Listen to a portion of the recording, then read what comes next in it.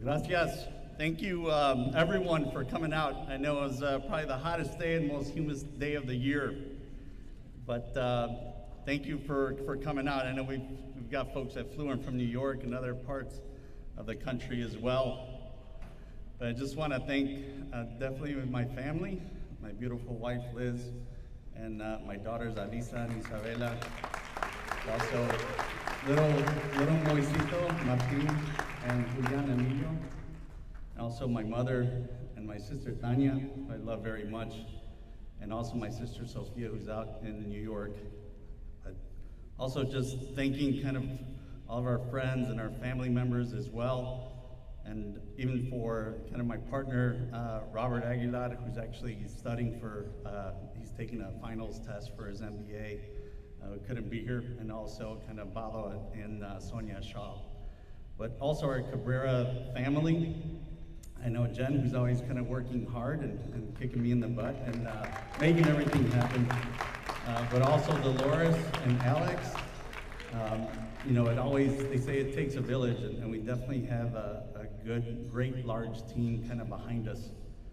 But all of our friends that are out here that have been there supporting folks that are here tonight, but also folks that couldn't be here. But also the Iskali committee members. I know we sent it in April, but all of the whole committee. And everybody's been working hard for this, and it's a beautiful event. I know you should all be very proud of yourselves.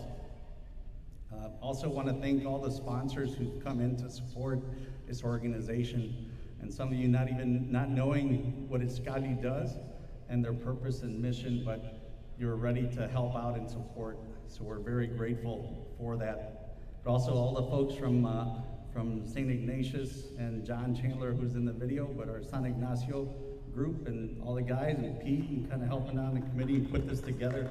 We appreciate it.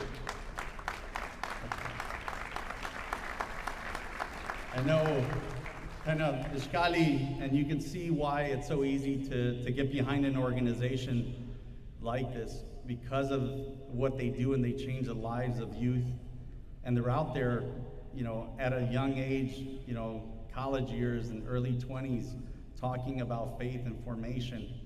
And I know my mother can attest, I was no angel at that age or even earlier. So to see them doing this and having that passion and that fire to go out there and do good and serve is something that's very kind of notable and honorable as well.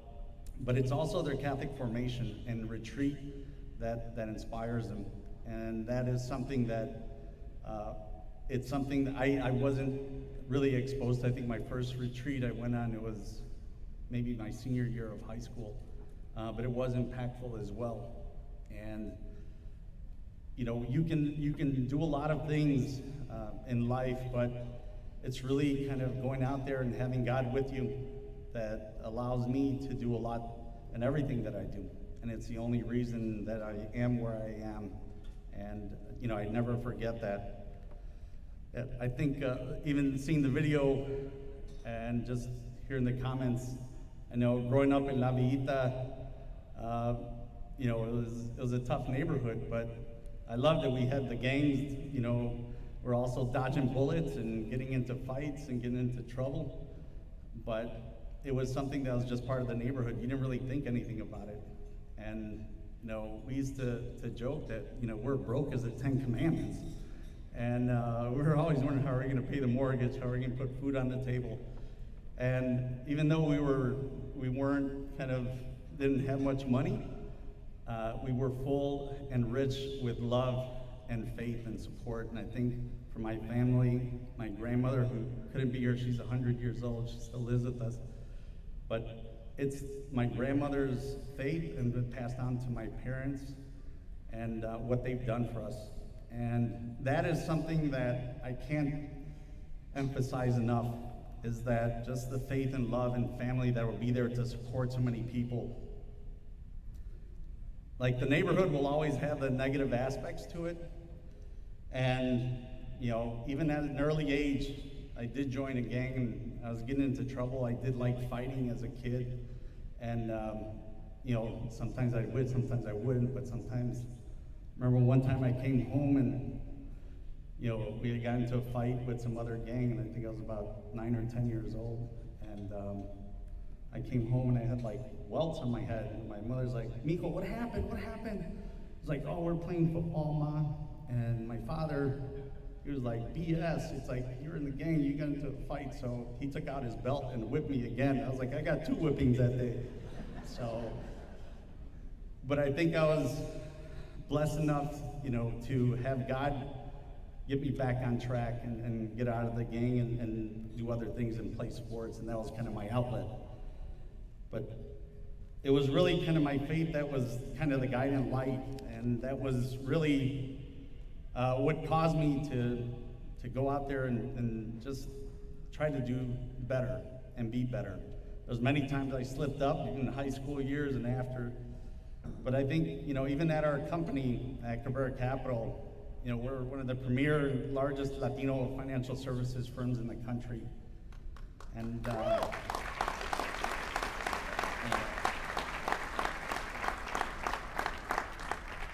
but it's not, for us, it's not just about you have to go out there and make money. It's about what can you do with it, the positive impact that we can have in life and the good things we could do in giving back in scholarships and internships and job opportunities, but giving back to our churches and non-for-profits. So it's something that we have a whole team, and it's a great team. We can't do it alone. And no one who's had any success knows that you can't do it alone. There's always folks, and I've had so many angels in my life helping me out over the years, some that have passed away, but it's been there as kind of a stepping stone.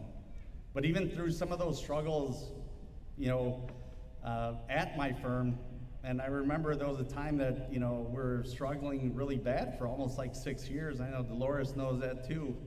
There were nights that I'd sleep on the couch and just take the crucifix off my wall and I'd sleep with it. I'm like, God, show me the way. Tell me what you want me to do. It's like, and there were tough times, and just having faith in him, but also turning over some of those problems to him and say, hey, help me out. I can't handle this on my own. So even for Alex and Diana, and hearing kind of their stories as well, it's something that those struggles, and even having my mother and my father come over from Mexico when they were 6 and 7 years old, it reminds me of my grandfather too. My mother used to tell me their grandfather crossed the border on his brother's back and had a suit on and his trumpet.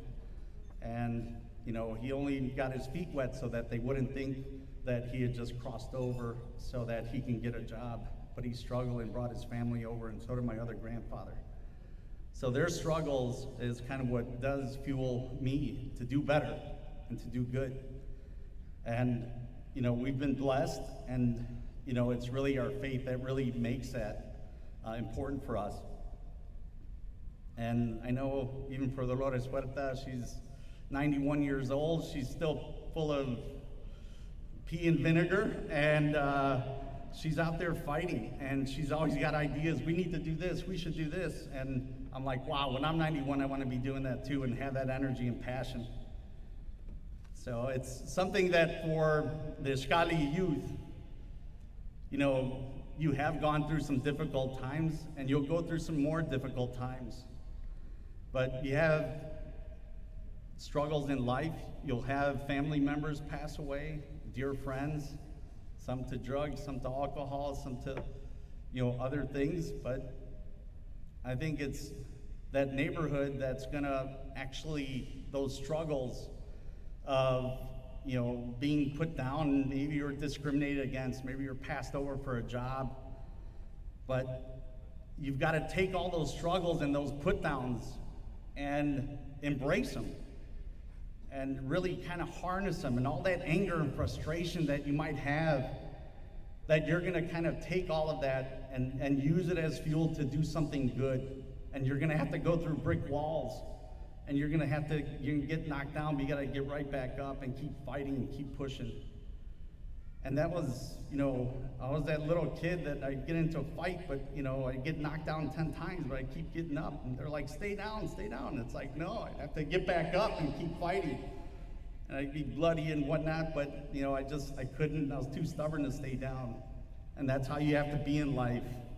But those struggles and all those experiences are gonna make you so much better and stronger. So when you come out and when you're older, you're gonna be able to be extremely successful in whatever you decide to do, and the passion and your dreams that you're gonna kind of fulfill. So it will be something that will be at your side, and God will be at your side as well. So it's something that I know that He is always there. And whenever I get off track, He's there to kick me in the butt too, and make sure that I'm doing good. But, you know, you are our future leaders.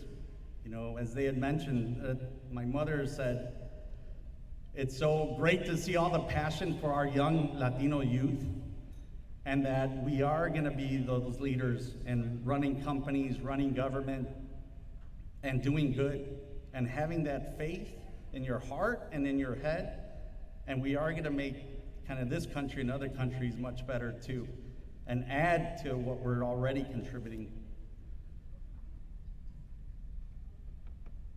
I think your faith and formation will lead you to do greater things, but you're gonna live your life with mission and a lot of passion, and that's something that will kind of take you through some of those difficult times.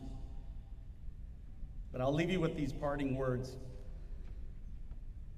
Anyone can go out there and make a buck, but it takes somebody special to make a difference. You can go out there and be someone special, and as the Jesuits say, set the world on fire. So Iskali, thank you very much for this beautiful honor, and for Vicente and the whole team, and for all the folks that are here sponsoring and helping out. May God bless you. Thank you.